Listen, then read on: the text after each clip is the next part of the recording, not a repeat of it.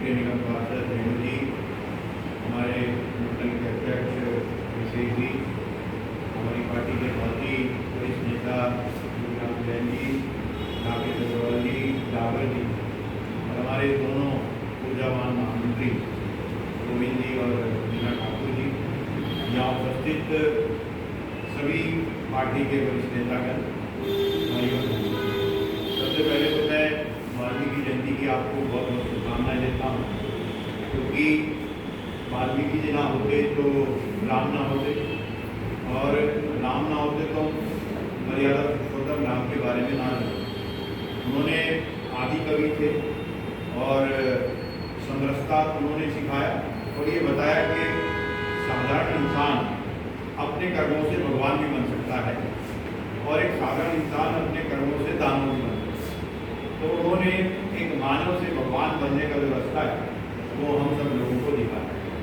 और जो माता सीता जब भगवान राम का राज तिलक हुआ और उसके बाद वो वापस वनवास चली गई, तो महर्षि वाल्मीकि थे जिन्होंने माता सीता को अपने आश्रम में रखा, उनकी सेवा की और जो लव और कुश थे, जो कि भगवान राम और सीता के सुपुत्र भगवान लव और कुश थे, उनकी शिक्षा दीक्षा से लेकर सारा काम महर्षि वाल्मीकि जी ने किया और इतना योग्य और इतना शक्तिशाली उनको बनाया कि भगवान राम के अश्व में घोड़े को भी लव और कुश ने रोक दिया।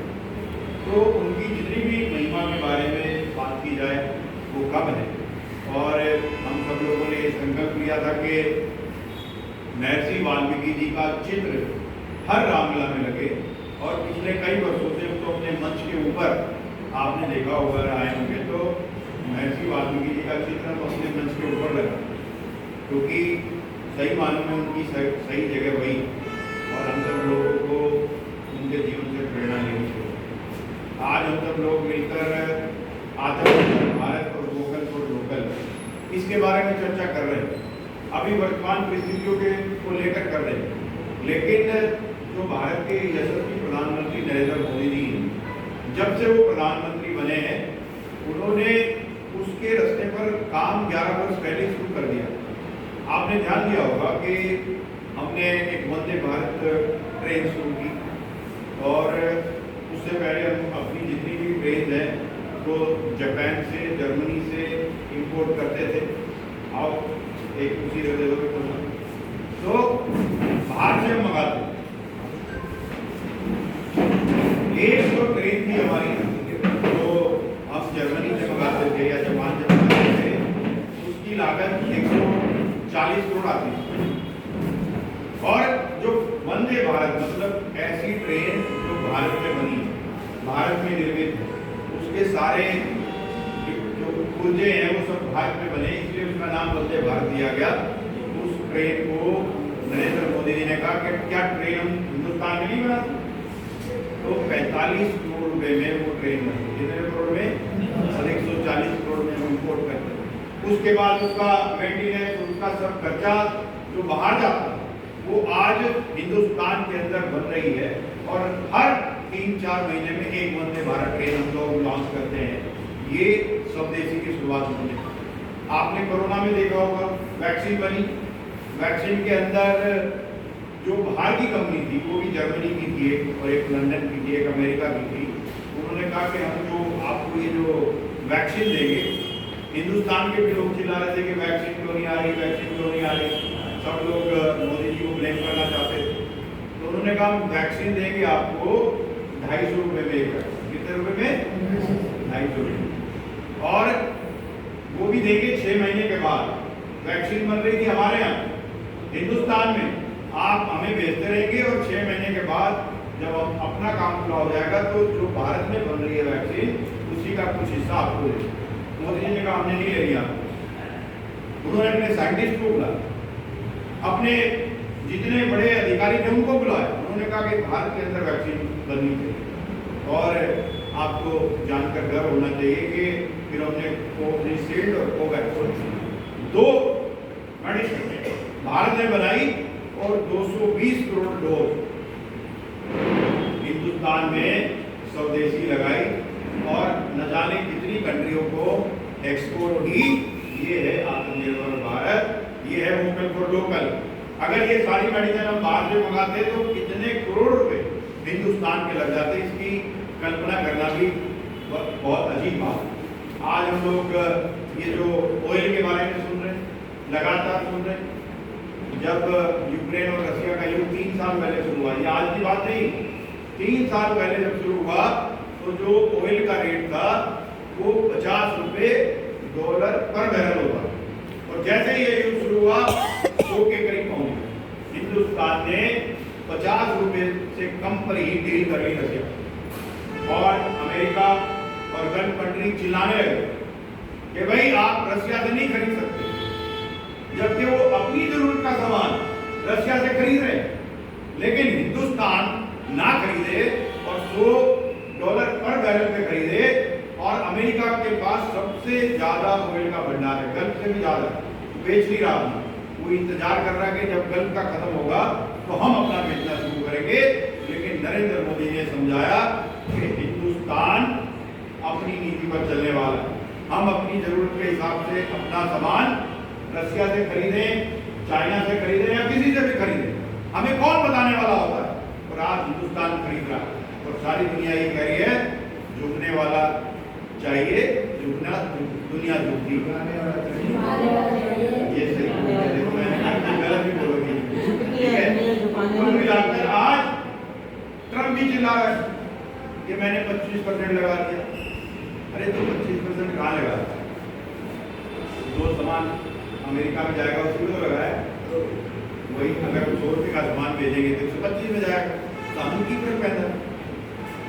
फिर पूछने का भी 25 और लगा, हाँ, तो फिर मोदी जी ने कहा साधु की फर्क पैदा, तो सी लगा रहे हो ना, साढ़ा की हो रहा। और जो इंडिया का एक्सपोर्ट है, सब लोगों के ध्यान में आना चाहिए कि हम 90 बिलियन एक्सपोर्ट करते हैं अभी अमेरिका को, उसमें से 42 बिलियन जो है हमारा डॉलर, वो किसका करते हैं, फार्मा का और सॉफ्टवेयर।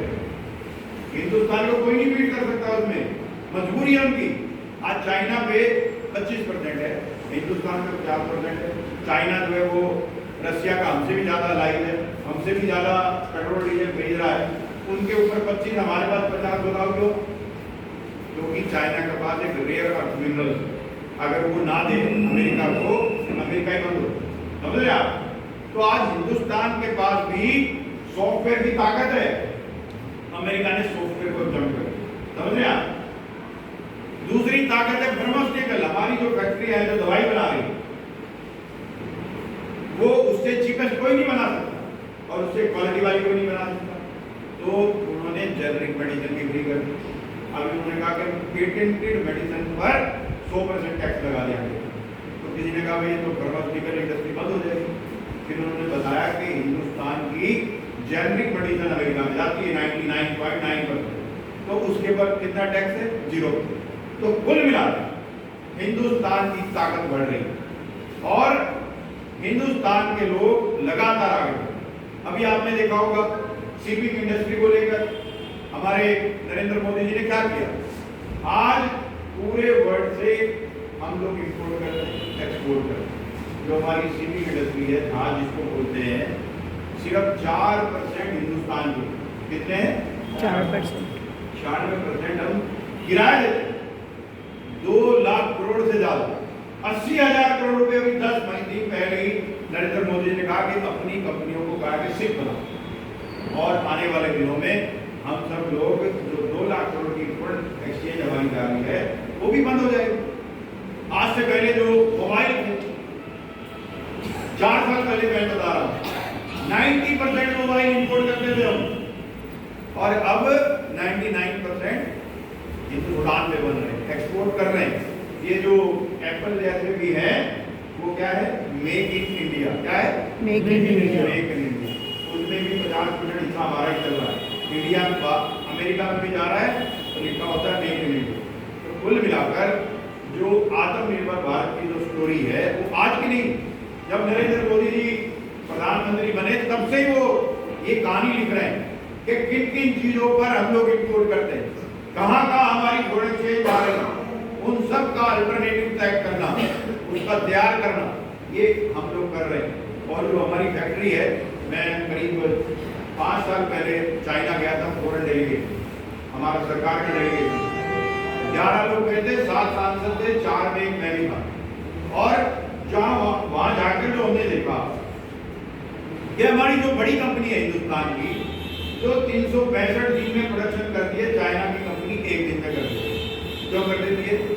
क्योंकि उसकी खपत पूरे वर्ल्ड में होती, उन्होंने स्केल इतना बढ़ा दिया और उनकी कॉस्ट। आज हम जैसे अपने नहाने की, जैसे हिंदुस्तान की भी बढ़िया बढ़िया साबुन आती है, जैसे कि लाइफबॉय आती है, लक्स आती है, कौन यूज करता है बताओ? लाइफबॉय, लक्स, कितनी अच्छी है। ये सब आप गलत यूज कर रहे हो, ये सब फॉरेन की है, मैंने इसलिए बताया है ना। ये जो लाइफबॉय है, लक्स है, पियर्स है, ये सब कहाँ की है? जैसे हम अपना टूथपेस्ट यूज करते हैं, हिंदुस्तान का बना हुआ कोलगेट कौन कौन कर रहा है?